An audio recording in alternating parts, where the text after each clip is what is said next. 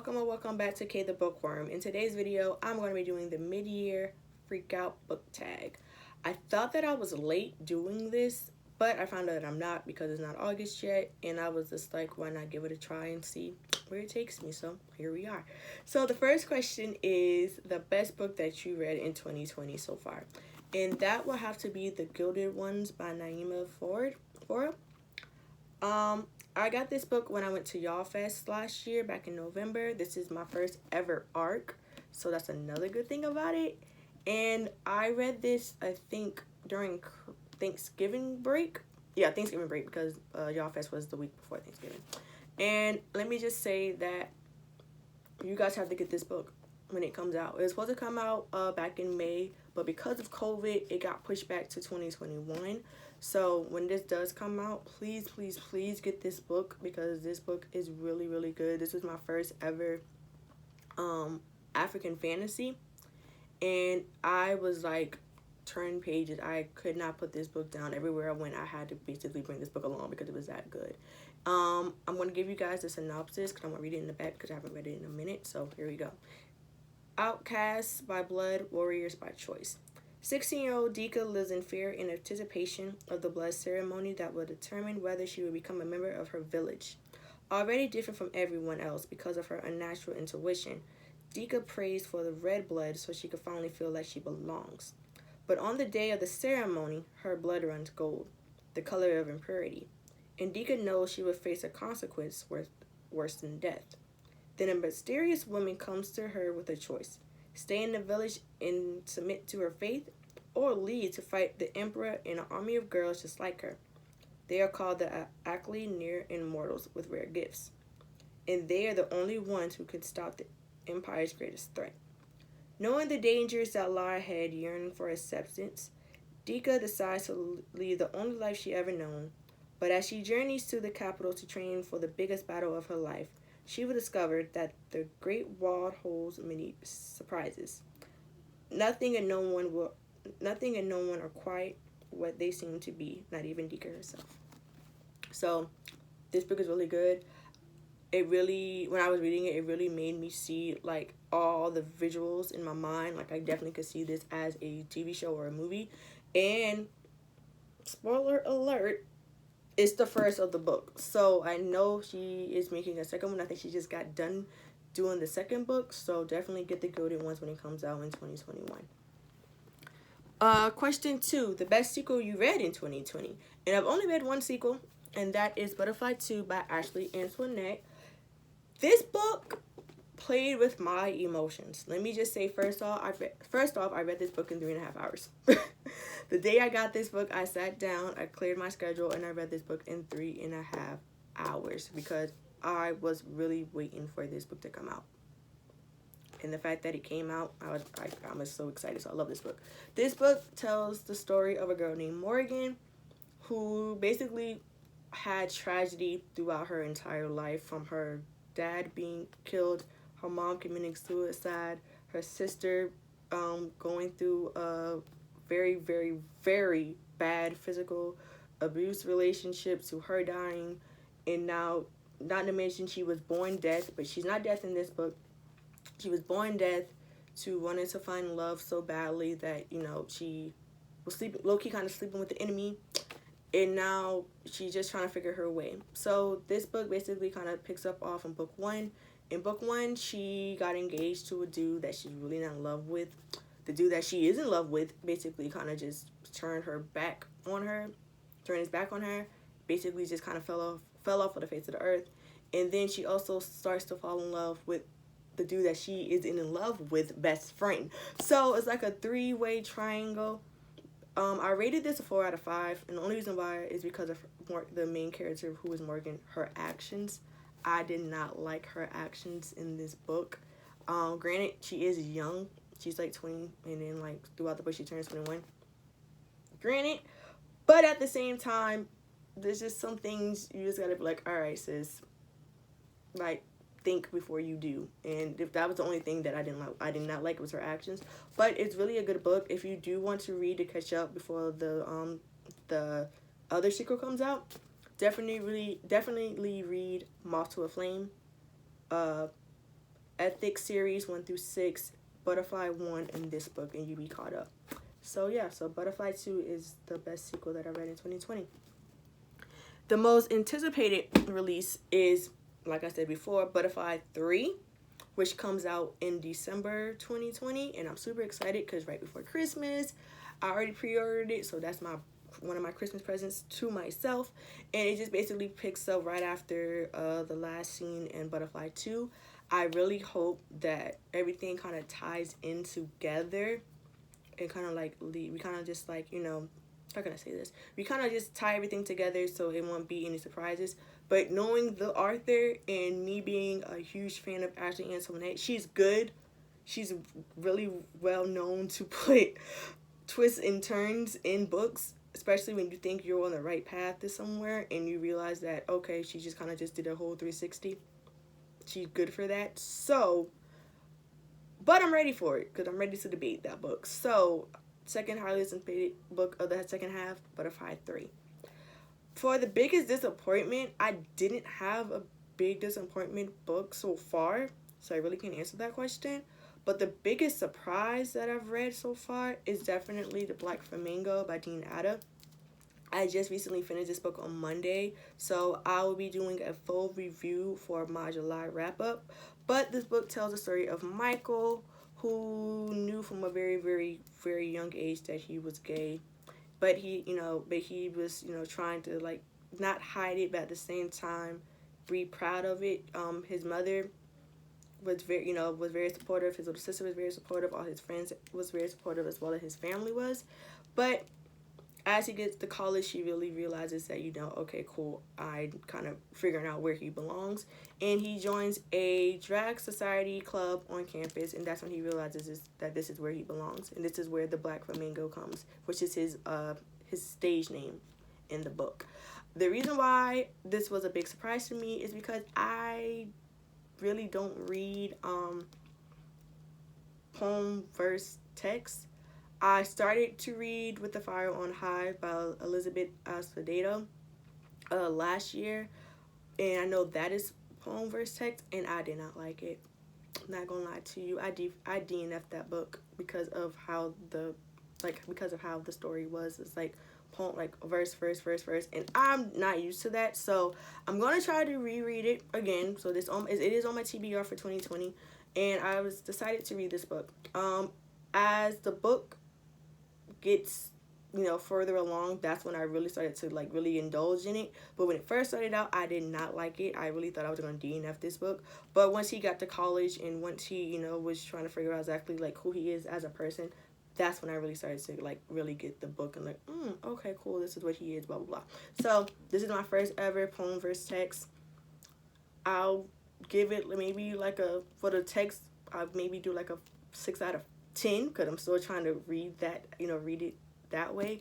But for the book, I definitely do a 4 out of 5, and this is my biggest surprise of 2020. For my favorite new author, newest fictional character, and new favorite character, all that is in 3. I'm gonna have to go with You Should See Me in a Crown by Leah Johnson. Leah Johnson is the author, so she is the new favorite author. Liz Lightly, the main character, is my newest fictional crush. Like, this girl is just like badass. Like, if she was real, I would try to date her. Like, I would try to shoot my shot because she's just badass, and she's my new favorite character. This story tells the story of a girl named Liz Lightly, who is the valedictorian of her high school senior year. She goes to a predominantly white high school. I don't know why I want to say college, but she goes to a white predominantly high school, and she gets into her dream college. But the scholarship that she thought that she had, she didn't get.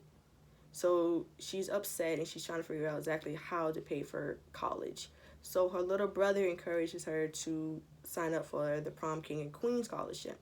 And if you win, then you get a scholarship, and that's what she basically needs. So you basically get to see how her going through the pageant kind of like people try to change who she is, but she realizes that she's going to stand her ground and be who she is, whether people like it or not. You also get to see how she kind of like questions her sexuality, because a lot of people don't know that she is gay, so she tries to keep it under wrap. But she meets a girl named Mac, who is very proud to be gay and loud and doesn't care what people have to say about her. So I really did love the fact that Mac shows her a whole different side of her, and also love the fact that Liz is smart, is talented, and could be herself without, wanting to change who she is in the inside. So definitely my favorite book, one of my favorite books of 2020. A book that made me happy, all the books that I mentioned, but I have to go but the main one I have to go is with Slave by Brittany Morris.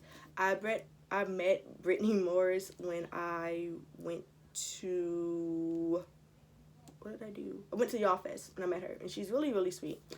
Slave tells the story of a 17-year-old girl named Kiera who goes to a predominantly white high school as well, and she kind of feels like she feels like kind of like the token black girl. Everybody wants to touch her hair. Everybody comes to her about questions. One of her close friends came to her asking her, "Is it okay if a white girl has red locks?" Like, really, sis? That's what we do. But okay. And she is the co-creator of a game named Slay, which is a gaming system, and it's a VR. And in Slay, she feels as if she could be herself. She doesn't have to pretend who she is. And everything goes great until one of the gamers gets killed in real life over the game. And now it becomes national head news. A lot of people are trying to figure out, who is the creator, because nobody really knows it's her.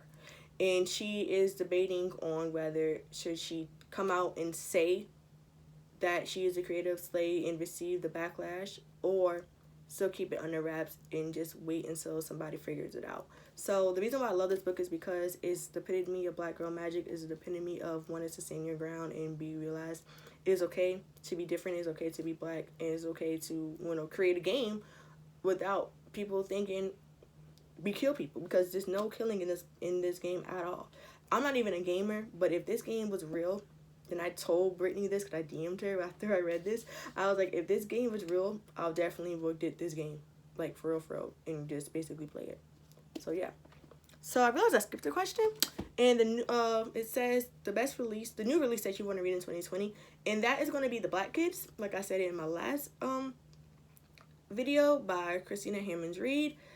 I am on the Hear Our Voices book tour, and my stop is on July 31st, so be sure to come back to this video, my channel back on July 31st, because I'm going to be doing a book review as well as my favorite quotes from the book on here and on my Bookstagram, which is _KTheBookworm_. It tells the story of a girl named Ashley who lives in Los Angeles, California, and she goes to a predominantly white school as well. She's the higher echelon of the black people that lives in LA, and she's living it up. She goes the beaches more than she goes to the school, and she thinks everything is fine until the 1992 verdict of the Rodney King trials come back and the cops are not guilty. So her whole day just is like a whole flip around to where she becomes one of the cool black kids to becoming one of the black kids who are the token black kids. And she realizes that a lot of people that she thought was her friend is not, really truly not her friend, as well as her sister is tied up somehow in the riots as well. So I haven't read the book yet. I should get the book sometime next week. But I'm so excited for that book because I have heard nothing but good things. I've heard if you like The Hate That You Give, sorry, I had to look at it real quick. The Hate That You Give by Angie Thomas, which I have read the book and seen the movie, then you definitely will like this book. It is a historical fiction book, so this is going to be my first time reading something like that. And yeah, so I'm just super excited for that book. And then the next book is The Most Beautiful Book That You Wrote This Year, and I'm gonna have to do Let Me Hear 'Em Rhyme by Tiffany D. Jackson. Once I saw this on another booktube channel, I can't remember exactly what booktube I saw it, the colors, the vibrant of the colors in the clothes that the characters have just like drew me to it, to where I was like, okay, I'm getting this book. I don't care if it's good or bad, I'm reading this book just because of the book cover. And kind of find out this is a really good book. I give this book 5 out of 5 stars on Goodreads. It is about the 3 characters, Jarrell, Quadre, and Jasmine. And Jasmine brothers, Steph dies. And during the time of the 1990s, during the summer after Biggie Smalls died. And they're just trying to figure out exactly who killed her brother, as well as they realize that Steph is a rapper and they want to live, get his legacy going on as well. So I love the fact that she incorporated not only the 90s lingo, but also the music and the fashion in this book. And if I could go anywhere in the world, I would definitely go back to the late 80s, early 90s because of the music and the fashion. So this is the best book that I've read. And it's so pretty that I just had to buy the book. So this is the most beautiful book that I brought in 2020. And the last question is TBR by the end of the year. So my TBR keeps going up and up and up. The last time I checked, I'm at 40 books. So far, I've read 12 of them. But on my list from the top of my head, because I'm recording on my phone, Children of the Blood and Bone, Children of the Virtue and Vengeance, A Blade So Black by Ella McKinney, River of the War and Blood by Amanda Joy. I'm looking on my bookshelf. Dread Nation, Full Disclosure, Kingdom of Souls. I'm gonna try to reread With the Fire on High. I do want to read Clap When You Land, as well as The Poet X by Elizabeth Alcedo. All the Things We Never Knew, Monday's Not Coming, allegedly, and Long Live the Cartel, and the Cartel series, another book by the Cartel called Money Devils. So that's on the top of my head. So those are the books that I definitely want to read by the end of 2020. So I know that probably would be more than 40. So I'm thinking maybe 50 books by the end of the year. And I'm going to be doing the reading rush this year. And I'm doing a totally separate, different video for the books that I'm going to be doing for the reading rush. So be prepared for that. But yeah, those are the books that I want to read. And that was my mid-year Freakout book tag. I hope you guys enjoyed. If you heard any noise in the background, I truly, truly apologize. I tried to keep it down, but it didn't really work. So yeah, until then, guys, I hope you like this video. Please like, comment, subscribe. To everyone who's comment, like, subscribed, thank you, thank you, thank you, thank you, thank you. I'm at 72 subscribers, only a couple more ways to my first 100, so I'm super excited. And I'm going to keep, pushing out videos and keep going, and I hope you guys definitely would let me know if you read, let me know if you read a book that I talked about, or you want to read a book that I talked about. Please let me know. If you made it this far, once again, you already know what to do. Leave an orange heart in the comments below. And until next time, have faith, have confidence, be you, always, always love you, and I'll talk to you guys later. Bye.